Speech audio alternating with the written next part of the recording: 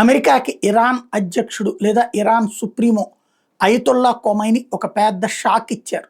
ఏమని అంటే, అమెరికా ఇరాన్ని మళ్ళీ చెప్తోంది అణు నిరాయుధీకరణ, నువ్వు ఏ అణుబాంబులు పెట్టడానికి వీల్లేదు, నువ్వు పెడితే నేను ఒప్పుకోను అని చెప్పేసి ట్రంప్ కొమైనీతో మాట్లాడాడు.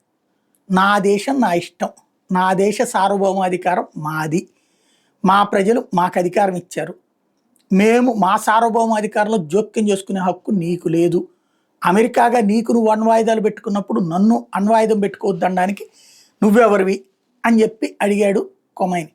అడిగితే అట్టట్లాగా నీ దగ్గర కంట్రోల్ ఉండదు, తీవ్రవాదుల చేతికి వెళ్తాయి అంటే వాళ్ళని తీవ్రవాదులని ఎట్లా అంటావు, వాళ్ళందరూ పోరాట యోధులు అంటూ చెప్పుకొస్తున్నాడు కొమైని.